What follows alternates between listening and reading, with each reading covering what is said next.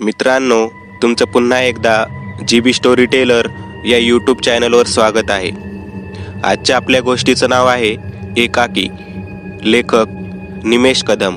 पण गोष्ट सुरू करण्याआधी जर कोणी ह्या चॅनलवर पहिल्यांदाच आलेले असाल तर त्यांनी ह्या चॅनलला सबस्क्राईब करायला विसरू नका. चला तर मग अजिबात वेळ न घालवता गोष्टीला सुरुवात करूया.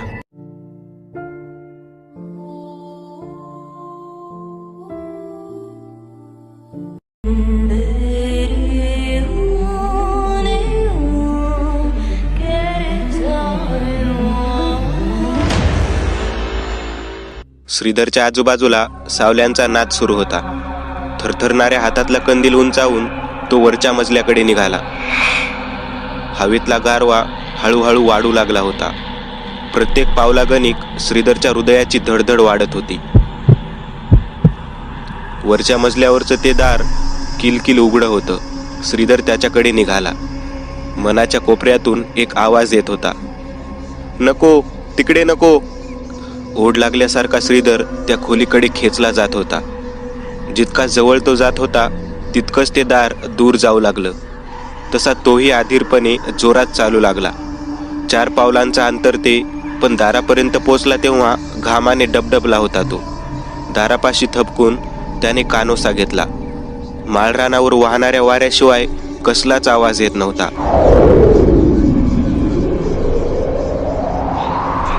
आवाज होणार नाही याची काळजी घेत श्रीधरने दार थोडं अजून उघडून आत डोकावलं. धीरासाठी घेतलेला श्वास छातीतच अडकला. चांदण्याने उजळलेल्या खिडकीच्या चौकटीत ती बसली होती, स्तब्ध, शांत आणि एकाकी. 13 ऑक्टोबर 2001 बुधवार. धाडकन श्रीधरचं डोकं बसच्या खिडकीला आदळलं. तसा तो ओय ओय करत डोळे चोळू लागला. प्रवाशांना होणाऱ्या त्रासाची ड्रायव्हरला जराही पर्वा दिसत नव्हती. तो खडीच्या रस्त्यावरून गाडी बेगुमान दामटत होता. काय कटकट आहे, सकाळपासून एक गोष्ट धड होत नाहीये. श्रीधरने मनातल्या मनात नशिबाला दोष दिला. मोठी हौस होती ना बढती मिळवायची, भोगा आता कर्माची फळं. श्रीधरने वाकून पाहिलं. कंडक्टर तंबाखूचा बार भरत त्याच्या सीटवर पसरला होता. बाकीचे 2-4 प्रवासी गाडीत होते ते आपल्यातच बडबड करत बसले होते. उठून श्रीधर कंडक्टरच्या मागच्या सीटवर जाऊन बसला. ओ दादा, किती दूर आहे हिंजेवाडी अजून? तंबाखू चगळत कंडक्टर श्रीधरकडे वळला. बसा की मालक तुम्ही आरामात, गाडी हिंजेवाडीलाच जाते डायरेक्ट. थांबली की आलं तुमचं स्टॉप समजा. ते ठीक आहे हो, अंदाजे किती वेळ अजून? पण 15 मिनिटं. वैतागलेल्या सुरात त्याचं उत्तर आलं. श्रीधर मागे रेलून विचार करत बसला. रविवारी जेव्हा कुलकर्णी साहेबांनी डिनरसाठी आमंत्रण दिलं तेव्हा भलताच खुश झाला होता तो. साहेबांना खुश करण्यासाठी बरीच मेहनत घेतली होती त्याने. एकदा का ते खुश झाले की सारांशच्या मेन बिल्डिंगमध्ये त्याचं ऑफिस पक्क. साईटवर उन्हात फिरायचे दिवस संपतील, शिवाय 6 आकडी पगारही. मग तो लग्न करायला मोकळा एकदाचा. जेवायला कुलकर्णी साहेबांचे मित्र मिस्टर जकातदारही आले होते. जेवण उरकून साहेबांनी 3 व्हिस्कीचे पॅक मागवले आणि खऱ्या विषयाला हात घातला. जकातदारांची जवळपास 55 एकरची खानदानी प्रॉपर्टी रोह्यापासून 45 किलोमीटर असलेल्या हिंजेवाडी या त्यांच्या मूळ गावी होती. जकातदार 4 रेस्टॉरंटचे मालक. संबंध आयुष्य त्यांनी मुंबईमध्ये काढलं. आता वयाची 60 ओलांडल्यावर उरलेलं जीवन गावात शांततेत घालवायचा विचार होता त्यांचा. त्यासाठी तिथे सगळ्या सोयीसुविधा असलेलं एक घर बांधायला त्याच्या फार्मकडे ते आले होते. खर्चाबाबत काही अटी नव्हत्या, त्यामुळे फार्मसाठी हे कॉन्ट्रॅक्ट फार फायद्याचं होतं. बरंच मार्जिन मिळवता येणार होतं. सुरुवातीच्या सर्वे आणि प्लॅनिंगसाठी कोण तिकडे जाणार हा प्रश्न येताच साहेबांना श्रीधर आठवला. सडा फिटिंग आणि सगळ्या कामासाठी तयार. बढतीच्या हवेने तेव्हा लगेच हो म्हणून टाकले खरे, पण गावात त्याला काय अडचणी येतील याची त्याला जराही कल्पना नव्हती. 2 दिवसात त्याच्या जाण्याची सगळी तयारी झाली. मंगळवारी रात्रीच्या गाडीने तो रोह्याला निघाला. तिकडे राऊत म्हणून फर्मचा माणूस होता, त्याला भेटायचं होतं. गचका खाऊन सुस्कारा देत गाडी थांबली. तशी श्रीधरच्या विचारांची साखळी तुटली. चला हिंजेवाडी. कंडक्टरने त्याच्याकडे बघत आवाज दिला. गाववाले लगबगीने खाली उतरले. तसा श्रीधर घाई करत बॅग उचलून त्यांच्या मागे निघाला.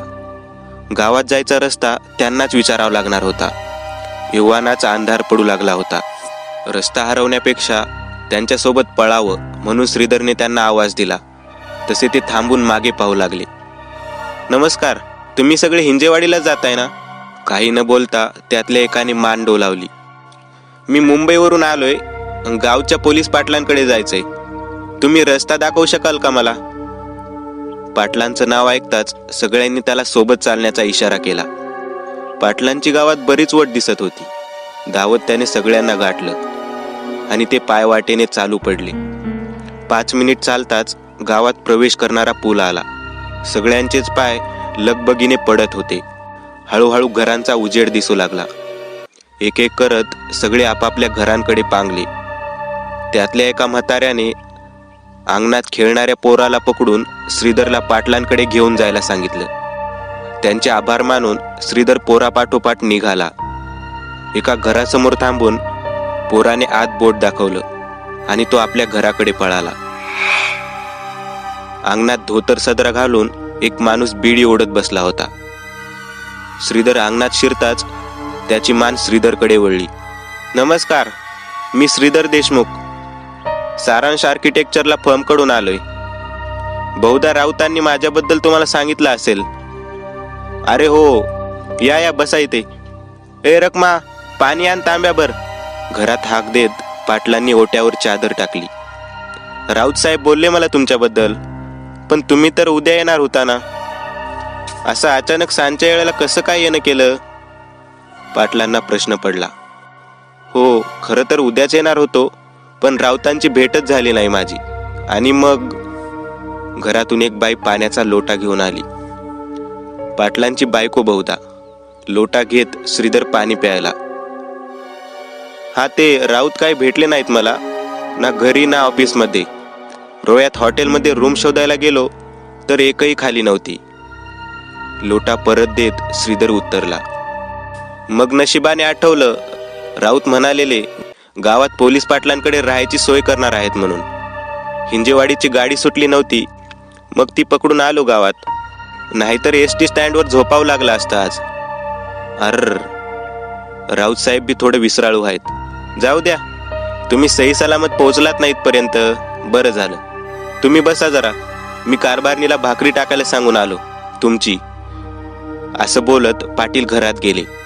एका दाराआडून लहान पोरगा लपून श्रीधरकडे बघत होता. श्रीधरने बॅग ठेवली आणि खांबाला टेकून बसला. पान घ्यायला थोडा वेळ लागल, तुमची खोली दाखवतो तोपर्यंत तुम्हाला. या, पाटील बाहेर येत म्हणाले. श्रीधर त्यांच्या मागे निघाला. खोली तशी साधीच.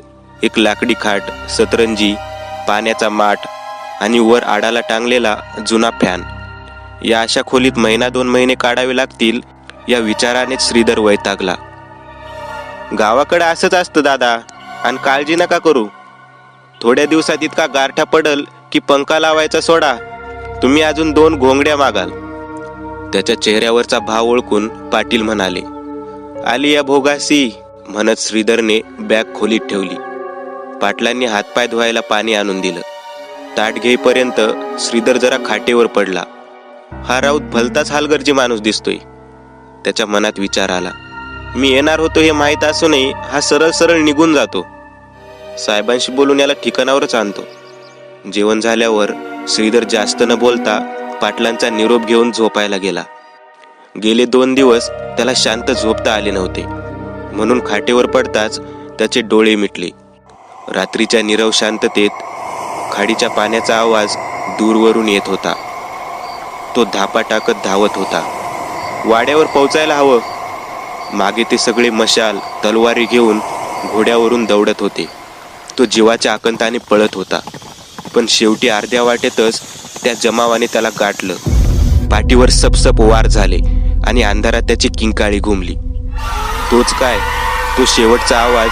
अंधारातून दोघं त्याचं धड फरफटत खाडीकडे घेऊन गेले. ओहोटीची वेळ होती. पाण्यातलं सगळं समुद्रात वाहून गेलं. 14 ऑक्टोबर 2001 , गुरुवार. पहाटे 7ला श्रीधर झोपेतून जागा झाला. गावात दिवस लवकर होतो. पाटलांच्या घरचे सगळे सुटलेले होते. श्रीधर खोलीबाहेर येताच 5 मिनिटात त्याच्या आंघोळीसाठी पाणी काढून ठेवलं गेलं. आंघोळ करून बाहेर आला तोच नाश्ता म्हणून झुणका भाकरी घेऊन पाटील आले.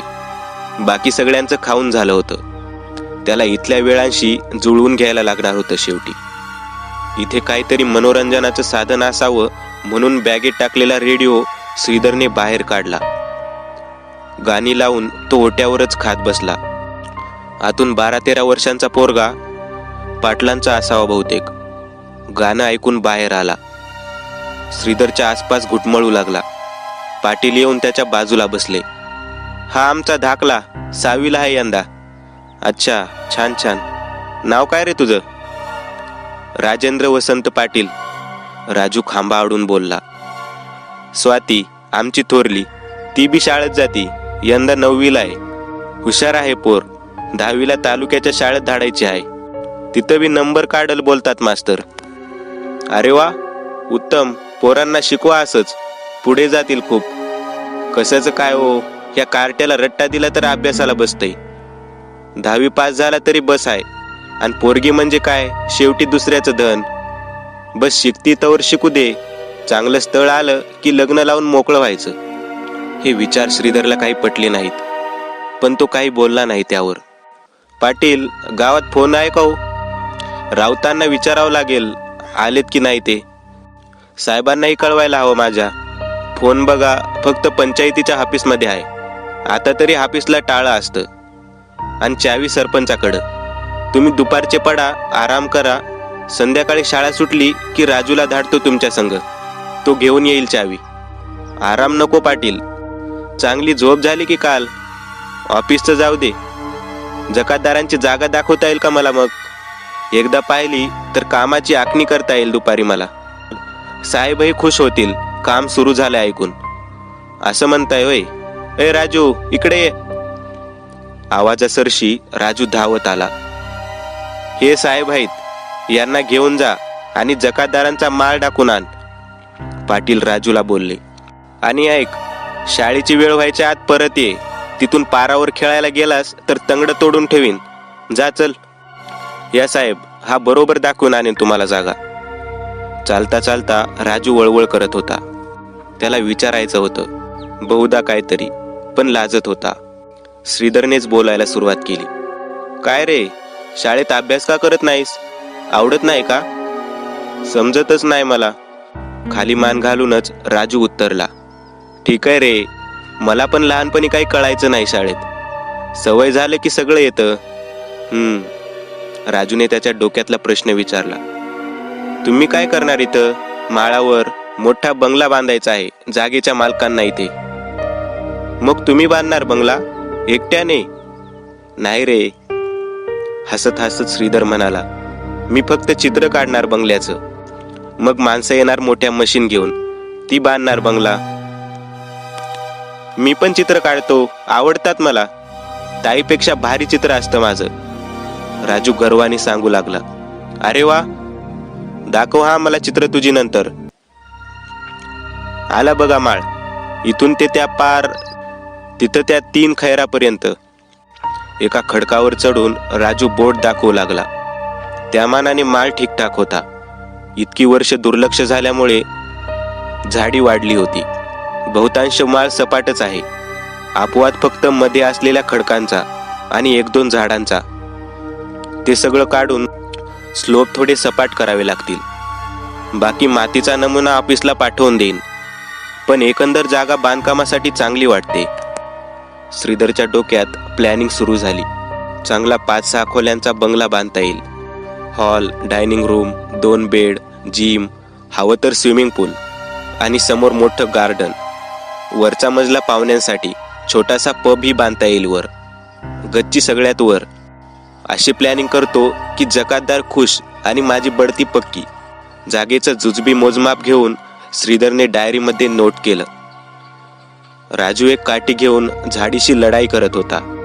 जागा वरून नीट पाहण्यासाठी तो वर चढावर गेला आणि त्याची नजर उजवीकडे दिसणाऱ्या दृश्यावर गेली. झाडीमधून लपलेला एक वाडा तिथे उभा होता, 2 मजली, जुन्या बांधकामाचा.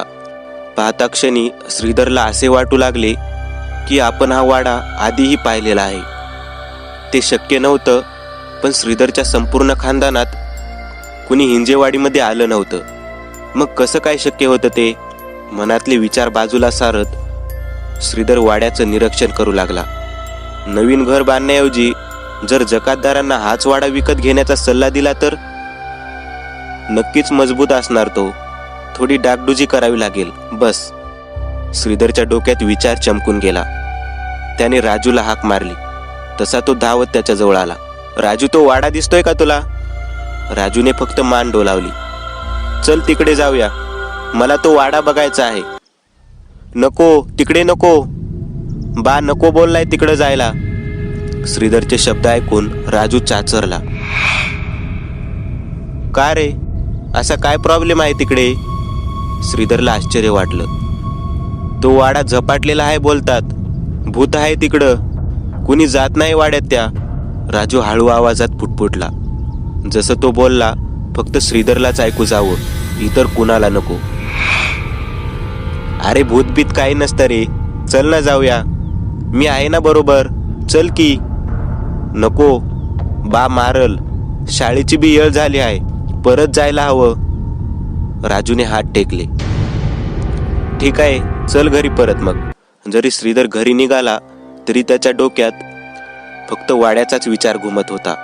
त्या वाड्याची पाहणी करायलाच हवी हे त्याने मनाशी ठरवूनच टाकले. सबंध दुपार त्याने बांधकामाचा आराखडा बनवण्यात घालवली. संध्याकाळी पाटलांनी राजूला धाडून पंचायत ऑफिसची चावी मागून घेतली. श्रीधरने पहिला फोन कुलकर्णी साहेबांना लावला. Hello, Kulkarni here. Good evening sir, मी Shridhar Deshmukh. Shridhar, for God sake, आहेस कुठे तू? काल आणि आज पूर्ण दिवस तुझी खबर बात नाही. राऊतांना फोन केला तर तू त्यांना काही भेटला नाहीस. गेलायस तरी कुठे नक्की? माफ करा साहेब, पण राऊत फारच हलगर्जी माणूस आहे. श्रीधरने कालपासून घडलेला सगळा वृत्तांत साहेबांपुढे मांडला. Oh I see. Sorry Shridhar, Raut विश्वासू नाही हे माहीत आहे मला, पण तिथल्या सगळ्या सरकारी ऑफिसात त्याची वट आहे. सगळी कामं करून घेता येतात त्याला, त्यामुळे फर्म सहन करते त्याचं वागणं. तिथे राहायचं असेल तर दुर्दैवाने त्याच्याशी जुळवून ठेवावंच लागेल. इट्स ओके सर, सॉरीची काय गरज, मी ठीक आहे एकदम. ऑलरेडी जागेची पाहणी करून झाली आहे. इनिशियल कॅल्क्युलेशन पण सुरू केलं आहे. That's good. असंच काम करत राहा. काम लवकर पूर्ण झालं तर चांगलंच आहे. बरं, राऊतशी काय कॉन्टॅक्ट? नाही सर, आता करेनच त्यांना फोन. तुम्ही काळजी करू नका, मी सांभाळतो इकडे सगळं. Okay Shridhar, take care. एकदा सगळं सेट झालं की विकली रिपोर्ट पाठवत जा मला. जकातदारही प्रोग्रेस बघून खुश होतील. नक्कीच सर. चला, ठेवतो मी फोन. ओके. वाड्याबद्दल सरांशी बोलावं असं श्रीधरच्या मनात आलं होतं, पण एकदा आधी स्वतःच पाहणी करून घ्यावी असं त्याने ठरवलं. त्याने राऊतांना फोन लावला. त्यांच्या मिसेसनी श्रीधरला त्यांचा निरोप दिला. राऊत उद्या पूर्ण दिवस घरीच असतील, सोयीप्रमाणे भेटून जावे. त्याच्यामुळे आपल्याला झालेल्या त्रासाबद्दल काहीच खेद वा खंत नाही. वैतागून श्रीधरने फोन ठेवला. उद्या सकाळी रोह्याला जायला हवं विचार करत श्रीधर राजू सोबत घराकडे परतला. आजही लवकर झोपावं लागणार होतं. थंडगार हवेमुळे तिला कापर भरत होतं. अंगात आधीपासूनच तापाची चणचण होती, पण तिने खिडकी सोडली नाही. असं नको व्हायला की तो वचनाप्रमाणे येईल आणि ती दिसली नाही म्हणून. छे, ती खिडकी सोडणं शक्यच नव्हतं. शाल अंगाभोवती अजून घट्ट गुंडाळत ती तशीच बसून राहिली. दाराबाहेर पावलांचा आवाज आला. तेच असतील. तिने दुर्लक्ष केलं. थोड्या वेळाने पावलं खाली गेली. तशीच थरथरत ती चांदण्यात दिसणाऱ्या माळ रानाकडे पाहू लागली. भिवा सांच्याला कंदील घेऊन हरवलेली शेळी शोधायला निघाला. त्याची सून कमल त्याला विनवत होती. सदू येईपर्यंत थांबा. सदू, भिवाचा लेक. एकट्याने जाऊ नका. पण सबंध जिंदगी रानावनात काढलेल्या भिवाला कसलीच भीती वाटत नव्हती. हातात काठी आणि कंदील घेऊन भिवा खाडीकडे निघाला. भाग तसा निर्जन, पण प्राणीबिनी कधीतरीच दिसत असत. भिवाच्या बाने त्याला फास लावायला शिकवलं. तेव्हापासून तो कधी कधी लावे पकडायला इकडे येत असे. चालता चालता भिवा हकारे देत होता, पण शेळीचा काही थांग पत्ता लागत नव्हता. खाल्ल्या अंगाची चिंचोळी आली आणि आज झाडीतून शेळीचा बारीक आवाज आला. तसा भिवा थबकला. बा बोलला होता, ह्याच्या पुढे जायचं नाही, पुढची जागा लय वंगाळ आहे. आजपर्यंत भिवाने तो इशारा मानला होता, पण शेळी जवळच आहे वाटत होतं. काठी सरसावत भिवा चिंचोळी ओलांडून माळात शिरला. इथून खाडी जवळ होती. पाण्याचा खळखळाट ऐकू येत होता. भिवा परत हाक देणार तो त्याला लांबूनच काहीतरी पांढरूप दिसलं. शेळी म्हणावी तर आकार मोठा होता. कंदिलाचा उजेड पुढे पाडत भिवा पुढे निघाला. तो आकार हालत हालत झाडी मागे गेला. भिवा पटापट पाय टाकू लागला. शेळी जर हातातून सुटली तर परत शोधत फिरावं लागेल. झाडीजवळ पोचून भिवाने कंदिलाचा उजेड पाडला. त्याची भीतीने दातखिळी बसली. पायातला जोरच निघून गेला. समोर काहीतरी ओनव पडलं होतं. त्याला माणूस तरी कसं म्हणावं. फुगलेलं शरीर, कधीही बाहेर येऊन पडतील असे वटारलेले डोळे आणि तोंडाचं सतत काहीतरी पुटपुटणं. त्याच्या आजूबाजूला सगळीकडे पाण्याचा थारोळ होता. रांगत रांगत ते वाटचाल करत होतं. ते भयानक दृश्य पाहून भिवाची शुद्ध हरपली. रात्रभर बाप परत आला नाही हे ऐकून पहाटेस परतलेला सदू गाववाल्यांना गोळा करून शोधावर निघाला. त्यातल्या एकाला झाडावरून भिवा झाडीत पडलेला दिसला. त्याला गावकऱ्यांनी गावाच्या देवळात आणून झोपवलं. शुद्धीवर आल्यावर भिवाने थरथरत सगळ्यांना रात्रीचा प्रकार सांगितला. गर्दीमध्ये मागे उभं राहून सावंत सावरकरही त्याचं बोलणं ऐकत होते. सगळं ऐकताच काही न बोलता गुपचूप बाहेर निघून ते वाड्याच्या दिशेने लगबगीने निघाले. त्यांनी केलेलं पाप आता कदाचित फिरून त्यांना झपाटायला येणार होतं. दिवसाढवळे एकट्याला कशानं तरी गाठलं तर, या भीतीने त्यांनी अजून जोरात वाटचाल सुरू केली. 15 ऑक्टोबर 2001 शुक्रवार पहाटे 8ची गाडी धडधडत रोह्याच्या दिशेने निघाली. श्रीधर आ वासून जांभाई देत होता. सकाळी सकाळीच उठावं लागलं होतं. हिंजेवाडीत 2च गाड्या येत होत्या. पहाटे 8ला एक आणि संध्याकाळी 7:30ला एक. पहाटे बाजाराला किंवा काही कामाला तालुक्याला गेलेले लोक रात्रीच परतायचे. गाडीत त्या दिवशीचे ओळखीचे चेहरे दिसत होते. वरून 1-2 नवीन माणसं बाजाराला निघालेली. बाजूच्याशी गप्पा मारत श्रीधर वेळ घालवू लागला. राऊतांकडे पत्ता शोधत पोचायला 10:30 झाले. दार राऊतांनीच उघडलं. आज सोफ्यावर बसून श्रीधरला झालेल्या त्रासाबद्दल खेद खोटाच व्यक्त केला. मिसेस राऊत घेऊन आलेलं सरबत पिता पिता श्रीधर राऊतांचं निरीक्षण करू लागला. उठून दिसेल असं काहीच त्याला दिसलं नाही. ना असलेली श्रीमंती, ना बुद्धिमत्ता. लाळघोटेपणा करून वर आलेल्या माणसाचं उत्तम उदाहरण. पण कुलकर्णी साहेब बरोबर म्हणत होते. 5 मिनिटात एका फोनवर राऊतांनी श्रीधरला हवे असलेले कागद भेटण्याची तरतूद दिली. श्रीधर सोबत राऊत कार्यालयात आले. साहेबांच्या खोलीतून लगेच बोलावून आलं. टेबलाखालचा सगळा व्यवहार साफसफाईने करून आवश्यक परवानगी आणि कागदपत्र घेऊन राऊत बाहेर आले. तिथून पुढे बँकेत जाऊन गरजेप्रमाणे श्रीधरला पैसे काढता यावेत अशी तरतूद त्यांनी केली. काम जितक्या सफाईदारपणे होत होतं तितकेच पैसे ते आकारात असणार हे श्रीधर जाणून होता. पण कंपनीसाठी वेळ पैशापेक्षा महत्वाचा होता. दुपारी राऊतांकडे जेवण करून 4 वाजता श्रीधर निघाला. हिंजेवाडीची गाडी 6:30ला सुटणार होती. त्याआधी बाजारातून गरजेच्या वस्तू खरेदी करून घ्याव्या असा विचार त्याने केला. त्याच्या सामानासोबतच पाटलांच्या मुलीसाठी थोडा खाऊही त्याने घेतला. तेव्हाच त्याला एक कल्पना सुचली. खेळण्यांच्या दुकानातून एक गाडी आणि बेचकी त्याने विकत घेतली. पाटलांसाठी थोडी मिठाई घेऊन श्रीधर एसटी स्टँडवर येऊन बसला. आजचे ठीक होते, पण काही कामासाठी इकडे येणं झालं तर परतीसाठी दिवसभर बसून राहावे फारच गैरसोयीचे पडणार होते. लवकरच यावर काही उपाय शोधायला हवा होता. 7:30ला गाडी हिंजेवाडी जवळ थांबली. तेव्हा आबाळ मावळत्या सूर्याने केशरी झालं होतं. श्रीधर सगळं सामान उचलून सोबतीच्या माणसांसोबत चालू पडला. पाटील ओट्यावर बसून नेहमीप्रमाणे तंबाखूचा बार भरत होते. फरक इतकाच की श्रीधरचा रेडिओ आज सुरू होता आणि राजू अंगणात तो घेऊन नाचत होता. श्रीधरला येताना पाहून रेडिओ बंद करून त्याने ओट्यावर ठेवला आणि श्रीधरने काय आणलं त्याकडे पाहू लागला. श्रीधरने राजूला जवळ बोलावून त्याच्या हातात खाऊ दिला. तसा तो खुश होऊन तो घेऊन आत पळाला. ताईसाहेब वाटून खा रे, त्याला सांगून श्रीधरने पाटलांपुढे मिठाईचा डब्बा केला. तसे ते उद्गारले, याची काय गरज होती साहेब? असू द्या हो, पोरांची हाऊसमौज व्हायला हवी. बर सोनपापडीचा तुकडा तोंडात टाकत पाटील म्हणाले, बाकी काय म्हणता साहेब, तुमचं काम झालं का? हो, आता पुरतं तरी सगळं आटोपलं. बघू पुढे काय अजून निघतं ते. आणि गाव कसं वाटलं आमचं मग? हाय की नाही झॅक? अहो, गावाला बघायला वेळ कुठे मिळालाय अजून? तेच मला विचारायचं होतं.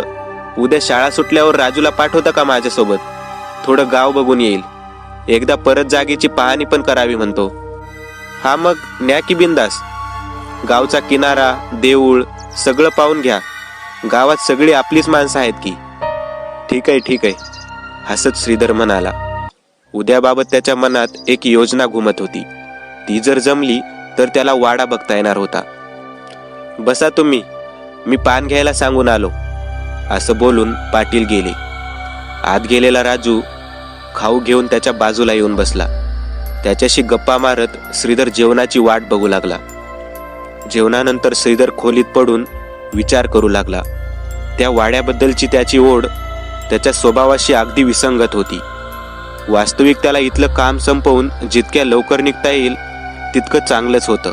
पण तरी वाड्याला भेट दिल्याशिवाय जायची त्याची इच्छाच नव्हती. विचार करत श्रीधरला झोप लागली. सावकारांनी एका दिवसात वाड्याभोवती काटेरी कुंपण घालून घेतलं. कामाची इतकी घाई हा प्रश्न सगळ्यांना पडला असला तरी प्रत्यक्ष सावकारांना विचारायची कुणाची हिंमत नव्हती. ती नेहमीप्रमाणे खिडकीत बसून तो प्रकार पाहत होती. रात्री पहाऱ्यासाठी 4 रामोशी बोलावले होते. वडील इतकी तयारी करतायत याचा अर्थ तो येणार आहे. तिच्या मनात आशा प्रज्वलित झाली. त्याला चाडवण्यासाठी हे सगळं सुरू आहे.